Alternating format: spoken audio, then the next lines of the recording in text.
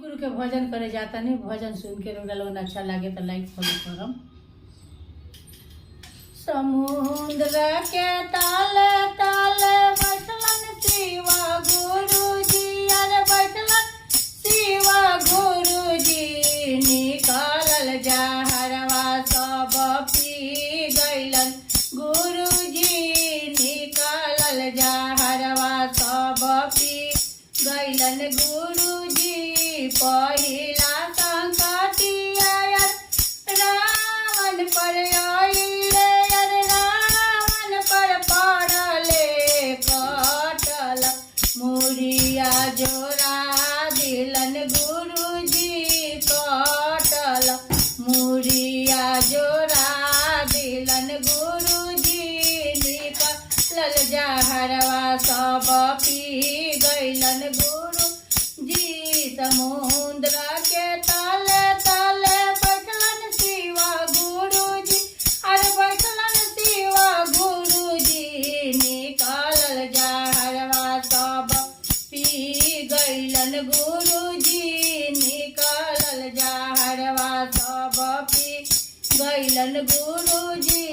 दूसरा संकटिया पहला पर पड़ले,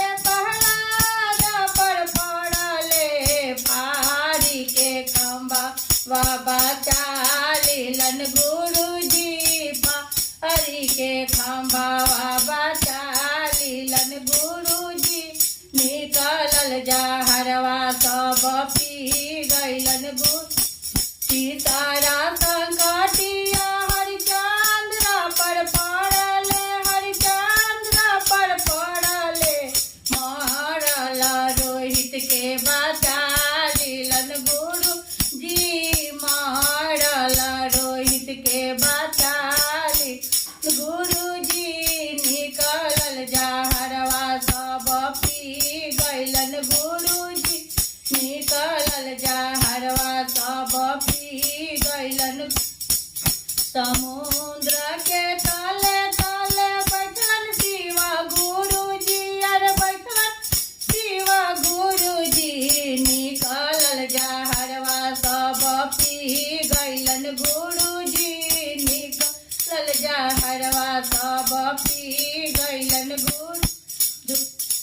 चौथा संकटिया शिष्या लोग पर पड़ले, शिष्या लोग पर पड़ले।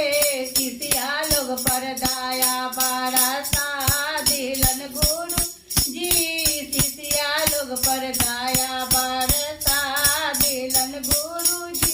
निकलल जहरवा सब पी गइलन गुरुजी। समुद्र के ताले ताले बैठलन शिवा गुरुजी, अरे शिवा गुरुजी। निकलल जहरवा सब पी गइलन गुरुजी, निकलल